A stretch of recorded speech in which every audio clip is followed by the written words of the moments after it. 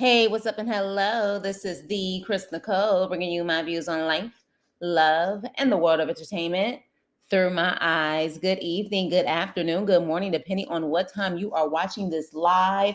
Hello, crew. Hope all is well. Make sure you hit the likety like button on the way in. Hit the like and hit the hype. All right, y'all. So this is my review on the Braxtons, season 2, episode 3, Unbreak My Heart. And yeah, there's a lot of heart issues going on in this episode, in this family. And we have actually had 3 situations already where people have been in the hospital, okay? We didn't see Vaughn in the hospital, but he said he was at the hospital. So honestly, in my opinion, this was like a filler episode. The best part of this episode was really the beginning and the end. Baby, we start off with the beginning of this episode, child. When I tell you the table of trifling is the table of trife. Tamar starts off being typical Tamar fashion. She was like, who gave this man my address? And she says, look, I don't expect for y'all to give a F about me, but my child and his safety. Of course, she's talking about that's her top priority. And Towanda says, I don't know where you live. And Tamar says, of course you don't, because you wouldn't come. And then she says, but I know where you live because I put down your down payment.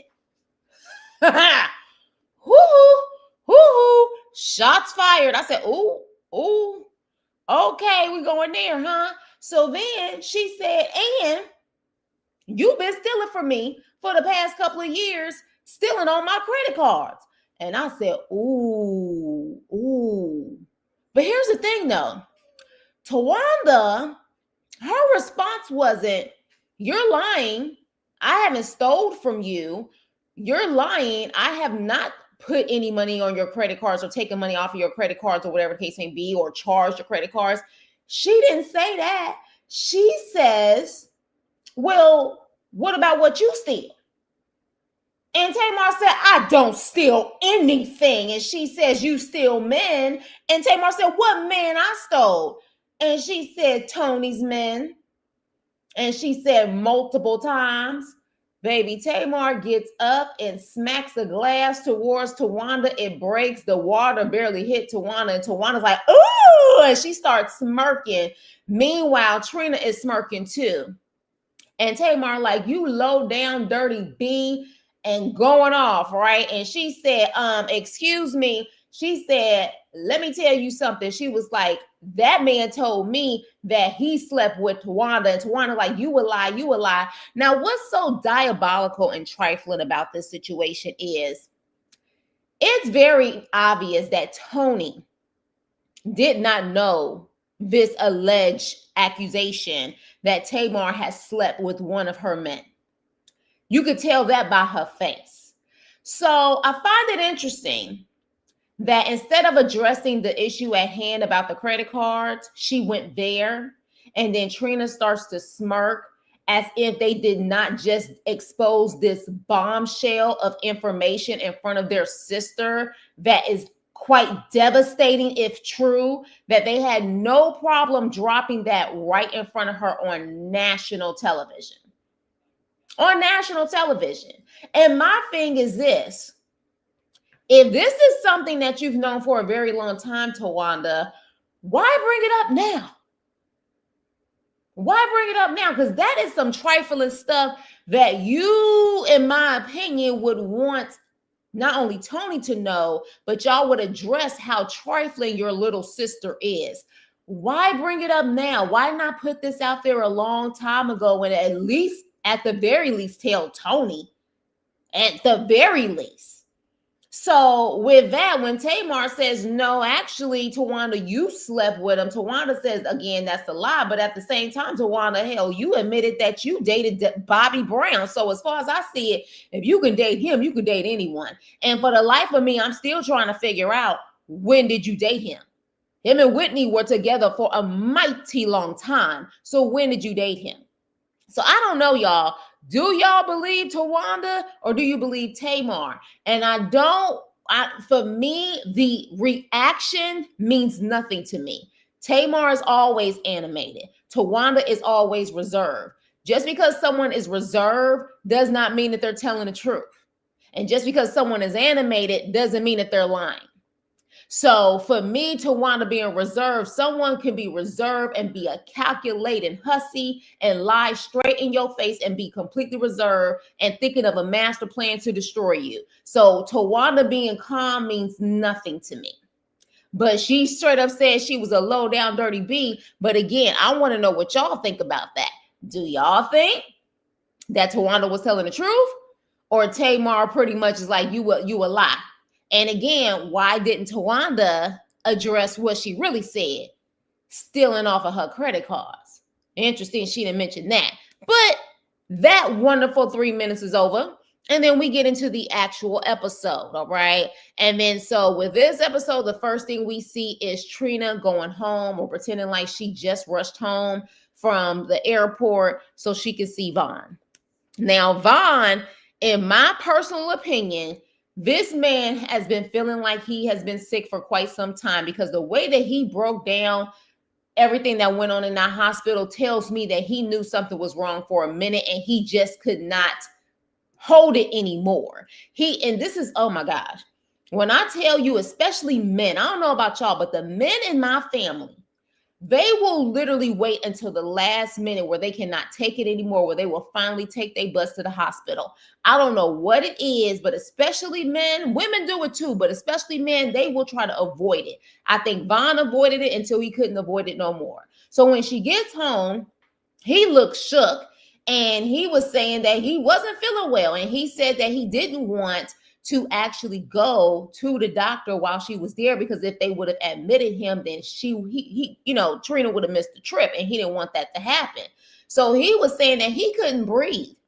He goes to urgent care. Urgent care tell him he need to go to the hospital. He finds out that he has fluids on his lungs, his heart. He got fluid everywhere, so much so that he had 30 pounds worth of fluid on him. He said he went in there at 309 pounds. By the time they took all the fluid off of him, he was 279 pounds.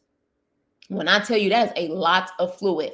And he said the doctor told him that if he would have sat up there and drunk a couple of beers and laid down, he probably wouldn't have woken up. Like, he would have been gone, like completely gone. And so at that point, he says he has 90 days to get it correct with the medication, eating right. They say that if he doesn't correct it within 90 days, he has to get surgery. So Trina at this point claims that she's on a mission to make sure that he gets it right and he gets it tight. All right. Tony is preparing for her Miami concert, and I don't care. So next, meanwhile, Tamar goes to TS Madison's podcast. And I'm sorry, I'm starting to think that TS has an agent that anytime there is any type of Atlanta reality show or any, something big happening in Atlanta, they are attaching TS somehow to it. Every time I turn around, especially with an Atlanta show, TS Madison is involved in it in some way, somehow. Like, whether it's a podcast or whatever, but it's almost like it's getting to the point where, in my opinion, it's overload on it. Like, I feel like every Atlanta reality show I done seen TS Madison. I don't know about y'all, but I feel like every time an Atlanta show come on, she's popped up there. And I'm like, this must be an agency connection type of thing where they just put her on there so then that way she can, get some type of public appearance or whatever to kind of help the cash flow, I guess, keep going. But I just feel like it's becoming too much. It's like, you're not the only TS. Can we get another TS? Can we get like a Tokyo Tony? Or can we get somebody else? Because it's given a lot at this point. But she ends up going to the podcast and she says, well, I got to ask you, girl, what about your niece? Honestly, this is giving scripted. This was giving strictly to promote TS Madison podcast. I guess maybe she does have a new podcast, but it's giving scripted because TS Ashley asks about the niece. And Tamar said, I have a cease and desist. I can't talk about it. And so TS Madison's like, okay. And then she said, well, speaking to my co-host said that your family likes drama. And so I was like, okay, who would say? At first, I was like, who would say a family likes drama? Find me a family that doesn't have any drama. Most families have drama due to skeletons, especially this particular family. But Tamar says, well, your co-host clearly is not a fan, and she said, I'm offended, and she said, and let it be clear that we are the longest Black family reality show ever. Period. And I'm like, okay, I guess if that's a flex. I mean, I suppose, I guess that, I mean, congratulations to be on for that long, but at the same time, I don't know if it's making things better. I mean, yeah, you're getting your ratings, but is this really helping your family or tearing your family more apart? Now, if people are willing to heal, this could help your family, but it seems to me when they doing cease and desist, they ain't trying to heal. This is making y'all situation worse, if you ask me.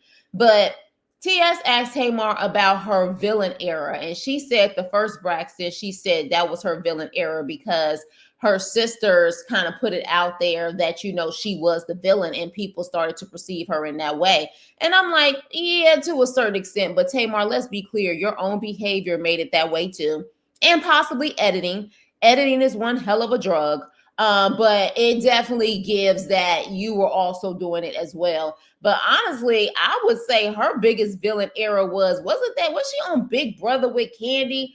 Didn't she act a plumb fool on that too? So Tamar, you done had several villain eras. And the thing is, Big Brother, I mean, at the end of the day, I understand editing is powerful, but you acted a fool on there. Like craziness. And I remember Candy was trying her best to make sure you didn't look crazy, but you still made yourself look crazy. But anyways, moving on. So then we have, first of all, let me take a minute before I show this picture because the social media don't have no chill. And I clearly ain't got no chill either because I'm about to show this picture because I hollered and literally laughed my butt off when I literally saw this picture. Someone posted this in the comment section. Oh my gosh. Now they know they wrong for this. Saying that Towanda looked like the mask from Jim Carrey, the mask. Baby, I hollered. Oh my gosh, social media, y'all wrong for this. But it's funny as hell. But anywho, Towanda ends up going wedding dress shopping. And again, to me, this was another filler skit type of moment because the designer is acting like, oh, well, we have like 2 or 3 months, right? And she like, no, we got 2 to 3 weeks. I ain't moving nothing. I'm getting married March 22nd. He's like, oh, okay. It seems like a little crunch, but you know, I guess I can make it work. And I'm like, boy, please, we not playing these games. You knew exactly when she was getting married. So, of course, what happens? The typical. Towanda is sitting up there. Woe is me. Woe is me. My sisters aren't there for me. She was, you know, Tony's supposed to do the bridal shower. She's not doing the bridal shower. Yeah, even though your mother is there and Trina is still there and your daughter, but you're always talking about what other people aren't doing. And Towanda is saying she wants people to step up and that's how they can really help her. And I'm like, yeah, but if they step up, you won't be satisfied because you want everything your way. So what's the point? And not to mention, girl, you are at this point in your 50s. I understand this is your first wedding, but Tony's busy. Tamar is busy. Like, they all have careers. You expect for them to just stop what they're doing? Towanda, you really don't have a career. I mean, your career for most of your life was being Tony's assistant. You were her assistant. You was by her side. So it's easy for you to just drop everything. What do you have going on? Tony and Tamar are like the top Braxtons at this point, and they always got stuff going on. Not to mention, Tamar got an 11-year-old boy. So again, I was just like, chill, I ain't got time for this nonsense. So they do the wedding dress thing, and the first dress was hideous. Although I feel like if they took that freaking choker off of her, it would have been cute. But I think they did that on purpose to give some type of camera effect. And then they come out with what her actual wedding dress is supposed to be like. But I guess they're just showing us the skirt. They're not showing us what the top is going to be. The skirt was beautiful. But at the end of the day, I don't care. I just don't care, because it's Towanda at this point, and Tracy was right. I remember somebody posted in my comment section. Tracy called it out a long time ago, and I had totally forgot about that scene. And it's on YouTube where Tracy checked the heck out of Towanda and called her a freaking snake. And of course, Towanda was acting like she was cool and collected. Because see, that's the villain's superpower. They try to be all extra calm and make it seem like the person who's emotional is really the issue when they're the most calculated ones out there. So that was Towanda angle, and Tracy was like, "You're a snake." She sure did say that. God rest her soul, but she definitely said that, and I forgot about that scene. But yeah, so at the end of the day, I don't care. Towanda always gonna act like she Miss Perfect and she don't do nothing wrong. But with that being said, Tony was supposed to go film in LA for the show, but then found out that she had to rush to Atlanta because Mama E had a blockage in her heart and they had to do emergency surgery. Child, Tamar tells us that literally at 1 o'clock in the morning, her and her son Logan is doing prayers. And I'm like, why is a freaking 11-year-old up at 1 a.m.? But she said they doing their prayers, and she said Logan was like, Mama, mom, you gotta pray for my mom because she's going to have heart surgery. And she was like, what? Huh? Now I'm thinking when she said that maybe he was asleep, God gave him a dream that something, was about to happen, and he rushed in to tell his mom or something. Like, I'm thinking it was something like that. But no, we find out that Miss Evelyn actually told Logan she was going to go to the hospital that next day, but did not tell any of her girls. So literally, once Tamar found out, she rounded up all of her sisters, and next thing you know, of course, she goes in. They find out she has a blockage. They put dye in her, found out she had blockage, and then she had to get emergency surgery to get a stent. Okay. Child, this lady came with her full wig on, all curled up, and some red lipstick.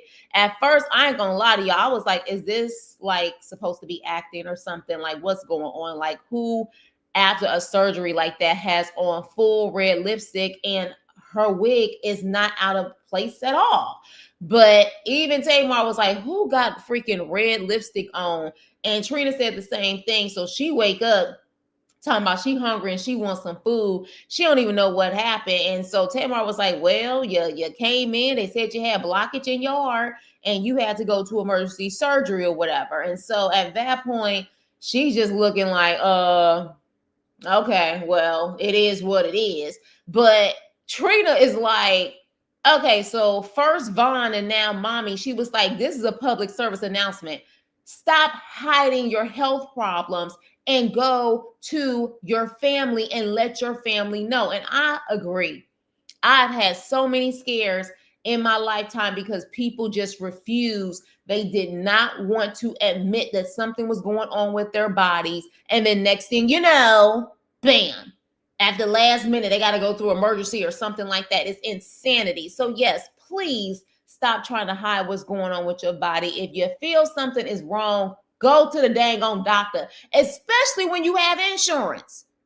Now, I can see when people be scared because they don't want no bill, even though still at the same time, your health is more important, baby. Deal with the bill later. But for people who have insurance, I'm like, what is wrong with you? But anywho, so with that being said, the girls get together to actually sit down with Mama E. And, they're literally, make sure you guys hit the like button. I see I only have 4 likes in here. Make sure you hit the like button and hit the hype button, please. They go to her house, or it appears to be her house. I don't know if this is her house or this is where they're filming, because when they open up that door, if that is her house, she lives on a very busy street. I saw all of them cars passing by, and I said, where the heck does she live? I'm like, is she on a major street? But anywho, they pretty much talked to her and drilled her for not telling them that she was going into surgery or even testing, because she claimed, well, I didn't know it was going to be a surgery. I thought they was going for testing, like a stress test, like being on a treadmill, or, doing something like that. She was like, I didn't think it was going to be surgery. I think she was very aware she wasn't feeling well. And that's why they did the testing in the first place. She just didn't know it was going to be blockage, but she didn't want to tell him. And then she had the nerve in the confessional saying, why they always got to know my business? Mama E, Miss E, this is not about a man. This is about your health. Now, I understand when you was trying to tell them to stay out of your business when it came to a man, but when it comes to your health, of course, your kids are going to be concerned about you. And then she tells them that she potentially has another blockage, but they did not want to do that blockage because to put too much dye in her body would affect her kidneys. So potentially she's going to have to go back in to do more surgery. So at that point, Trina says in her confessional, even though 3 of them are there now, Towanda's not there. Now, I wish somebody would have complained about Towanda not being there for the mama, because she claimed, she only could do FaceTime. Like, why you ain't there? Since everybody ain't showing up for you, why you didn't show up for your mama? Couldn't be there with your sister, since you always got an issue with somebody not being there. But anywho, with that, Trina says in a confessional that their sisterhood has been strained since Tamar invited their niece on the podcast. Child, if you really think that your relationship has been strained due to that, you are delusional. What, if anything, it brought all of the garbage and the BS to the surface. But y'all done had issues way before Ashley came out on that podcast. So stop trying to blame Tamar about that nonsense, which is making me think even more who really sent that cease and desist. All right. So let's get to the table scene. All right. The table of trifling, as I call it. Baby Tamar was ready for war. She was ready for war. She came in there and was like, let's go. But before that, Towanda irked my nerves, y'all. Did y'all see her when she came in and immediately, of course, she ain't waiting for a sister. She want to get food. She want to get oysters. She want to get all of this stuff, because I can almost guarantee you production was paying for all of that stuff. She ain't paying for it. She got all of this food. Then she got the nerve to say when Trina get in there, Trina, can you hand me the salt? And Trina was like, get the salt yourself. She said, in fact, the salt is closer to you. I'm engaged. Can you get the salt? Trina was like, girl, you can get your own salt. Then she got the nerve to ask someone from production to come into the camera frame to hand her the salt. Now, if Tamar would have did that, they would have called her everything but a child of God. So the fact that Towanda did that nonsense, I didn't think it was cute. It definitely didn't seem like a funny scene to me. It seemed like a prima donna scene to me. And then literally Trina's like, well, where is everybody over there? She's like, I don't know, I'm engaged. I don't know, I'm engaged. I don't know, I'm engaged. Now I see why people ain't showing up for you, because you're annoying as hell.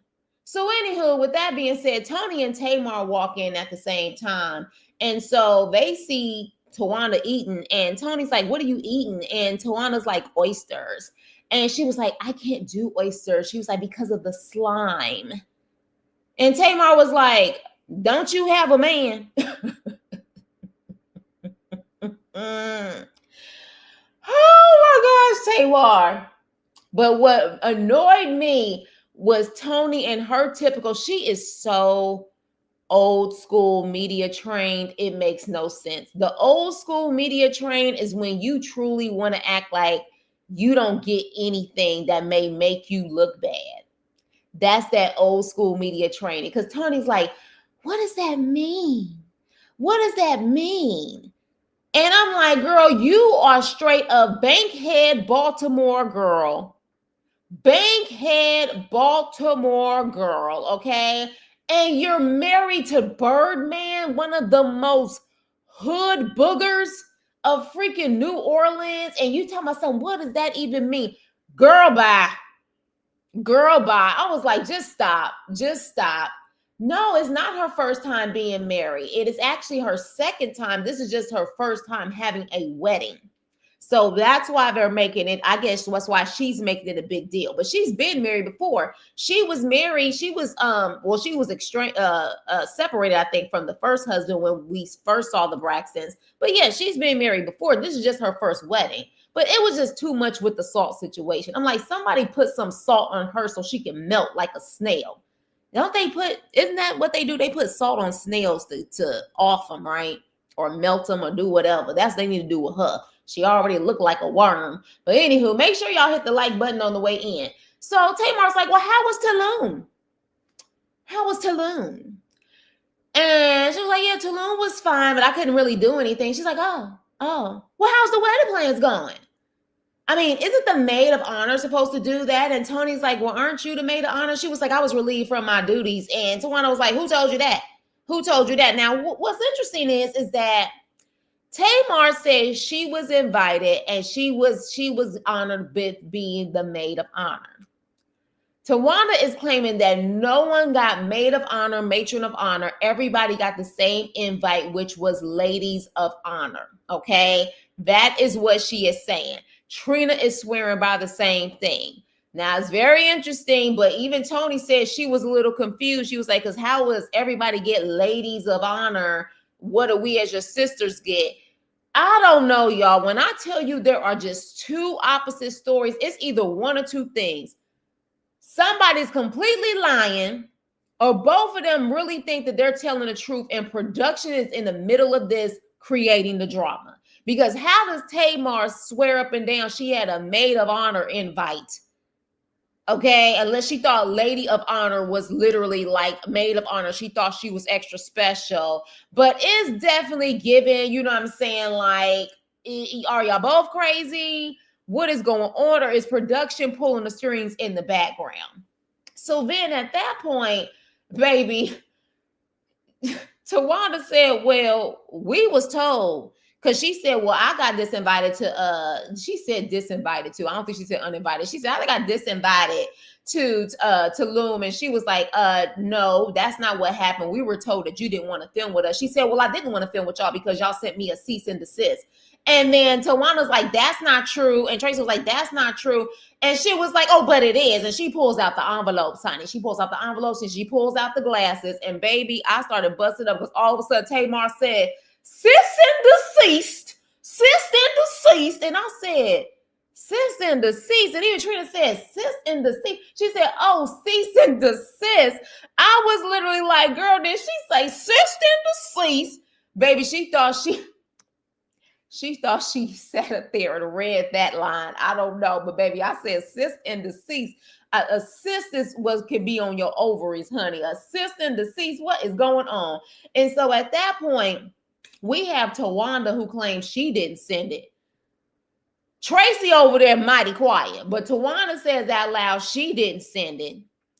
Tony says she didn't send it. And Tamar was like, Tony, please, that's your best friend. So I guess she's trying to imply that the attorney and Tony, the family attorney and Tony are best friends. But Tony is like, I knew nothing about it. And I'm sorry, y'all. Even if you have friends, family members who are attorneys, okay? No one is going to go out of their way to do legal documents like that without someone actually telling them and giving them the go. That's too much work to be done, and no one said put it out there. So I don't like when people play in my face, and I can see Tamar being upset in this situation because she even said that she apparently sent them a text message, all of them, about the cease and desist, and she didn't get a response back. Y'all not going to be able to convince me that none of y'all did it, and this attorney just pulled documents out of his butt and decided to give them to her, and found Tamar's address. Now, it's possible that an attorney can do their research to find an address. It is possible. But at the same time, Tamar is making it seem like not that many people know where she lived. And maybe, you know what I'm saying, she has it shut down so people don't know where she lived. I don't know. But then at that point, Tamar was like, y'all didn't talk to me about this. Y'all didn't have my back about this. And then Tony starts speaking like Tamar. Because you remember when Tamar used to be like, she here, she come, she this, she that. Tony like, I'm sorry, did you say that I didn't have your back? You trying to say that Tony Braxton didn't have your back? Ain't never had your back? And Tamar's like, nope, your name is on this form. And I'm like, Tony, you being extra, and you being extra because you guilty. Because at the end of the day, man, she ain't say you ain't never had her back. She's talking about this particular situation with this cease and desist All of your names are on it. So she is saying that y'all, including you, didn't have her back. So she get mad when Tamar say that. And she's like, oh, Lord, give me strength. And Tamar said, yeah, get the strength. Get some muscles. She said, get some muscle. So then all of a sudden, here we go. Don't mess with Toni Braxton, Tamar. You're messing with a heavyweight. Don't mess with Toni Braxton. And then all of a sudden, Towanda looking like she's so shook by Toni saying that. And then the episode goes off. Toni, what are you going to do? What, you going to stop the show? If you're hurting anyone, you would be hurting Trina and Towanda. Tamar seems to be okay. She got her fan base and she doing what she do. You seem to be okay. So what do you mean? What are you going to do? And then if y'all saw little clips that they had in between the show, did y'all see how Trina tried to get in front of or in between Tamar and Toni? And Trina like, no, Toni, you're a superstar. You're a superstar. I was like, really? Really? So in other words, continue to protect Toni's image, even if she really doing trifling stuff, continue to protect her image, even though she's the one who got up in Tamar's face. From what we see from the scenes that we've seen, Tamar was sitting down. Toni decided to lose her superstar control and got up in Tamar's face. So, yeah. And see, this is why Toni feel like she is probably so used to having yes people around her. She's not used to someone bucking up to her and telling her that her ish stank just like everyone else. Because to me, it seemed like when Tamar finally put it out there that Toni may be doing some shady stuff, that's when all hell broke loose. Girl, you are married to Birdman. Ain't no way in the world you're going to tell me you prim and proper. You're just not. I mean, just looking at that man, I wouldn't be able to kiss him or do nothing. He just looked like his breath stank. And you mean to tell me you miss prim and proper, you miss superstar, you miss glamour girl, married to Birdman? Please. And then the episode goes off. Now let me see what y'all saying in here. Hey Trina, hey Adrian, hey Lakeisha, Tamar and Towanda have got in it before, and there are going to be other fights as well. I'm sure they definitely have a beef. And they supposed to really get along. But there's clearly some underlying beef there. But I'm just happy that we're starting to see a balance in the situation, because for a very long time, they always made it seem like it was Tamar. Tawanda's true side is coming out. Hi, is it Lis? Lis? Towanda is a trip. She dragged Tracy's husband because she knew he could never defend himself. She lied and exposed and supposed infidelity about her own sister's marriage on national television. You see what I'm saying? See what I'm saying? Because when she literally was like, you stealing people's men, Toni's men, in what world do you feel like thinking you throwing Tamar under the bus? Your superstar sister just found that on national television. If you claim this is true, that her little sister slept with one of her men, like, you pretty much threw Toni under the bus, and she done paid your bills most of your life. And now you want to applause for your engagement and your wedding. Girl, be serious. I know that's right. But when she did that whole salt situation at the table, it's like everybody needs to cater to me because I'm engaged. Hand me the salt. And the fact that production actually did it, I would have been like, no, I'm not getting your salt. You get your own salt. And she was serious. She was literally serious, like, y'all need to bow down to me. Hand me the salt. Not because she couldn't get it, because she act like, she's very capable. She had no problem putting on them dresses and everything else. She's very capable. She just wanted somebody to kiss her butt. So yeah, I'm over Towanda. But I'll tell you this much. It seems to me everybody else over Towanda too. Because baby, when I tell you this picture took me out, I'm going to end my review on this picture. Social media has no chill, baby. When I tell you this was vicious, but it is quite hilarious that someone compared her to the Bass, baby. Because what I tell you, Towanda, they eating her up. They are eating her up. You only have a couple of few that's sitting up there trying to defend this girl. Oh, she just always been there for everybody. Oh, BS. She's a calculated, manipulative, sneaky little thing. And her superpower is trying to make it seem like she's so calm and reserved. Because, of course, if you're on the outside looking in, if you see someone really upset and rah rah while somebody is reserved, you're automatically thinking that the person who's rah rah and upset, you know what I'm saying, they're crazy, or you know what I'm saying, they're insane, or they just too emotional. Towanda does that on purpose. She, to me, does that on purpose. She knows what she's doing. So at the end of the day, like I said, Tracy called it. Tracy called it. She called her a snake a long time ago. It is what it is, but we will see where this is going to go. But it seemed like they truly have to break them up. I don't know how far it's going to go. Clearly, Tony and Tamar are still talking. I mean, Tamar and Tony, didn't Tony just have a big issue when Tamar said she was about to read her Bible and Tony was like, oh, that Bible ain't real, it's man-made. Remember when she said something like that? I think literally that just happened like a month or two ago, and I think they were done filming at that point. So she's still clearly talking to Tony in some capacity, I suppose. But yeah, which is interesting that she claims the Bible was so man-made and not real, but then said, Lord Jesus, give me strength. Like, what is your religious background, Tony? What are you? What are you? That's very interesting. I'm over Tamar. Oh, you're over Tamar and Tawanda's feud. I haven't watched the Braxtons in a very long time. So for me, it's like, I had to kind of remember certain things or go back to like certain things that they have on YouTube that I can watch to remember certain things.